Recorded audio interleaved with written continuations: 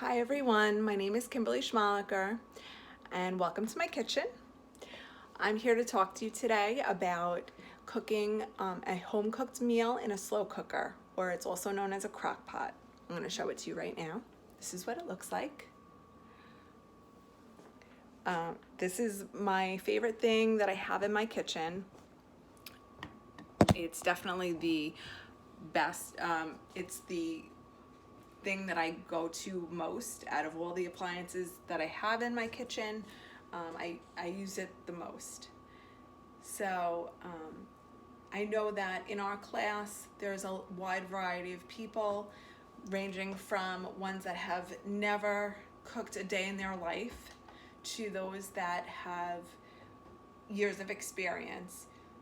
So I'm here to tell you today that no matter what your experience level is, cooking in a crock pot is amazing, and you'll make a great meal as long as you follow all the steps. Virginia Woolf once said that one cannot think well, love well, sleep well if one has not dined well, and I totally agree with that. I feel that good food is great for the body as well as the soul. And you don't have to be a great chef in order to make a great meal in a crock pot. First, I'm going to discuss some of the mistakes that people make when cooking in a crock pot, and then I'll share with you two recipes that I have that are my go-to recipes that my family loves, and friends. I'll bring it, to dinner over their house, and everybody raves about them, and they ask me to make it over and over again, and ask me for the recipe, and I'm going to share that with you guys today. So let's start off with mistakes that people might make while cooking in the slow cooker. When you're making a meal in the slow cooker, about after an hour, I'm going to tell you guys, your house is going to smell amazing. You're going to want to take that top off. You're going to want to take a peek and look at it, and I'm here to tell you, definitely don't do that. As soon as you lift that lid off, you're going to let all the steam out, and you're going to add about a half hour to your cooking time. Just for one peek, it's about a half hour to get it back to the heat back to that level before you took the lid off. So don't do that. If a recipe calls for you to sear the meat, definitely don't skip that step. That's an important step. It just locks in the flavor. For those of you that don't know what searing is, I'm just gonna explain it fast for you. You're basically taking the meat, you're seasoning it. I like to use one of these. It's a cast iron skillet. You'll just heat some butter or oil in there, and then you're gonna brown the meat on all sides for a few minutes, and it just really seals in that flavor. And then you'll add that to your crock pot. So if it calls to sear it, definitely do it. Another mistake that people make is adding the dairy from their recipe too soon. If your recipe calls for dairy, wait until about a half hour before it's done. Then you can add it. Most recipes will tell you to add it at the last half hour, but if a recipe does tell you to add it before then, I would hold off until about the last half hour. Another mistake that people make is adding frozen food to the crock pot. If you know that you're going to make something and it's in the freezer, especially meat, thaw it out first. If you're adding frozen food to the crock pot, it's going to take a really long time for it to thaw out, and you're going to have to add so much more cooking time to the total amount of time that's in there, and it just gets too confusing. So I suggest that you take it out the night before and put it in the refrigerator, and it'll be nice and thawed out by the morning, so you can put that into your crock pot. As for vegetables, that's fine. It's like some recipes call for like frozen peas, let's say, or frozen string beans,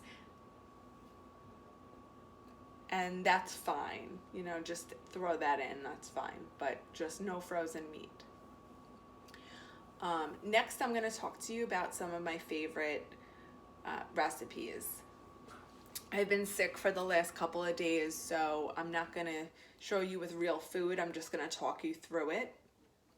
Basically, my first recipe that everybody loves is called pulled taco chicken. I'm going to list the ingredients first, and then I'll tell you step by step how to make it. So you're going to need a package of chicken breasts, skinless and boneless, a big jar of salsa, whichever one you want, a can of drained black beans, and a can of corn. I actually don't use the corn in my recipe because some of my kids don't like it in there, but you can use it if you prefer it. So the first thing you're gonna do is you're gonna spray the pot with cooking oil.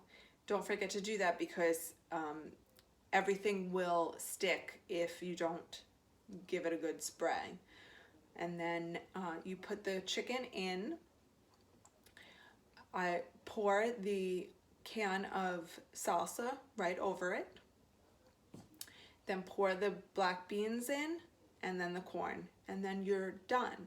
You could set it. There's settings on here for either low or high, so just whichever one you choose. So if you're gonna cook it on high, you're gonna wanna cook it for 4 to 5 hours. And if you're cooking it on low, you're gonna wanna cook it for 7 to 8 hours. About a half hour after it's done, a half hour before it's done, you're going to just take the chicken out. You're gonna take 2 big forks and you're gonna shred the chicken. And it's gonna come apart really easily. It's gonna be nice and just basically fall apart. Put the chicken back in, the shredded chicken back in to the pot, and then add a container of cream cheese. Or if you're using a bar, I would just cut it into little cubes and throw them in and mix it together. And then leave it in for another 20 minutes or so, 20 minutes to a half hour. And then you can serve it over rice, or my husband likes to put it in a burrito. Like I get the big burrito, the burrito size tortillas, and he puts the chicken in there with some rice and then rolls it up. So either way, and this recipe freezes really well. If I make a big pot of it, I'll take half and freeze it for another time. Okay, so my second recipe is pulled pork. It's amazing, and it has only 3 ingredients to it. You're gonna get from your butcher. It's called a pork shoulder or pork butt. It's funny to ask for that, but it definitely makes a difference what type of pork you use. So I would say either one of those is good. Again, just spray the pan with the cooking oil. You're gonna put the pork in, and then you're gonna take a bottle of your favorite barbecue sauce. We like Sweet Baby Ray's, but you can use whatever barbecue sauce you prefer. And then a bottle of, or a can of root beer. I know it sounds really funny, and people like, when I tell people the recipe, they ask me like, you really put soda in there or root beer? I've done it with a can of Coke and with root beer. Either one is good, and it really does work. It is the most amazing pulled pork I've ever had. So again, you're gonna cook that either on high for 4 to 5 hours, or you're gonna cook it on low for 7 to 8 hours.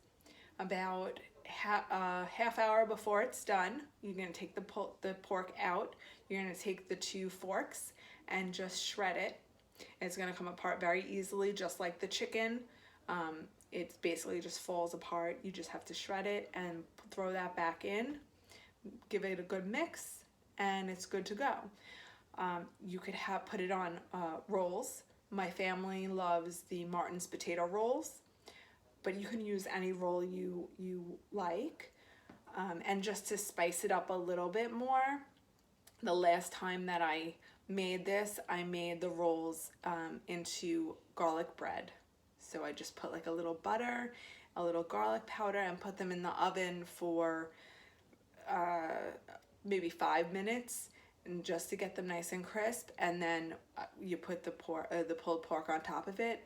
My kids actually cheered when we ate this, so it's definitely kid approved. You know, there are lots of benefits to cooking in a slow cooker. Less time spent in the kitchen. You don't have 4 to 5 things cooking at once on the stovetop in the oven. I've done that where I'm trying to time everything just right, and there's stuff burning. You know, I put biscuits in and I'm cooking on the stovetop, and then I forget that they're in there. I forgot to set the timer or something, and I end up burning something. So slow cooker is the best thing to cook with, because it's really easy. I'm going to tell you a story from a few weeks ago. My kids had soccer. We had just tons of stuff to do, so I didn't have time to cook dinner. So we ordered chicken from a local place. I'm not going to say the name. But so when we ordered it, I got fried chicken, mashed potatoes, the works, like gravy, everything. I thought my kids are really gonna love this meal. And my daughter took one bite and said, it doesn't have flavor, Mom. I like your mashed potatoes better. And my son was like, yeah, I like your cooking better, Mom. And it really melted my heart. And I'm like, wow, I am actually appreciated. Like, all these meals that I cook for them, they actually do like them. They never tell me, but you know, I realized that maybe I shouldn't be ordering out so much. They don't really enjoy it when it's cooked by another place. So I'll just try to start doing more meals in the slow cooker. All it really takes is a little bit more planning on my end. So it's not really more cooking time, so I'm gonna start doing that, even though I do have the best pizzeria around on speed dial, so that'll always be my go-to. I'm gonna leave you guys with my favorite website to get recipes from. If you want to do slow cooker or crockpot recipes, you can look it up in the search engine. But all their recipes are amazing. If you want to just use that for regular cooking, that's great too. It's called allrecipes.com. It's ALLRECIPES.com. And they have reviews and comments. I suggest that you read the comments on a recipe before you make it, because there are a lot of people that will give their input and they'll say what they did to make the recipe better, and I've taken their suggestions and it definitely helps. It has been the recipe is better from that, so I would definitely do that. So I hope you guys enjoyed my video. Thank you, and enjoy your home cooked meals. Bye.